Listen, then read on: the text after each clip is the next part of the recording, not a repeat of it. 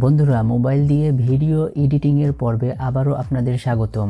আজ আমরা দেখব কিভাবে ভিডিওতে কালার অ্যাডজাস্টমেন্ট করতে হয়। তাহলে চলুন শুরু করা যাক। তার আগে যারা এই চ্যানেলটি এখনও সাবস্ক্রাইব করেননি তারা অবশ্যই সাবস্ক্রাইব করে নেবেন, আর যারা অলরেডি সাবস্ক্রাইব করেছেন তাদেরকে অসংখ্য ধন্যবাদ। প্রথমেই আমরা কাইনমাস্টার অ্যাপটি ওপেন করে নেব। তারপর মিডিলে প্লাস আইকনে ক্লিক করব। এখান থেকে 16:9 ক্লিক করব এবং মিডিয়া অপশন থেকে আমাদের কাঙ্ক্ষিত ফাইলটি ইম্পোর্ট করে নেব। ইম্পোর্ট হয়ে গেলে ভিডিও লেয়ারে ক্লিক করব এবং ভিডিওর যতটুকু জায়গা কালারিং করব ততটুকু আগে কেটে নিব।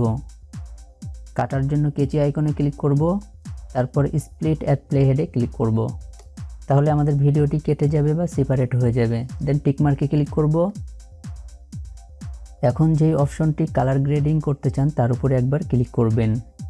দেন নিচে স্ক্রল করবেন, এখানে দেখতে পাবেন কালার অ্যাডজাস্টমেন্ট।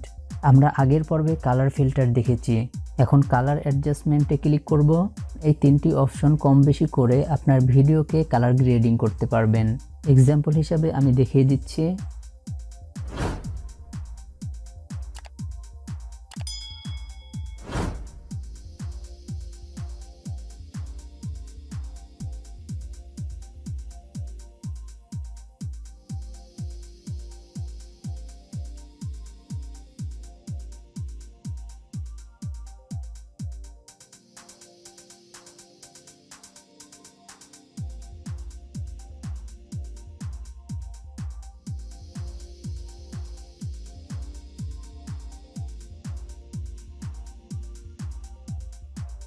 কালারিং করা হয়ে গেলে টিকমার্কে ক্লিক করবেন।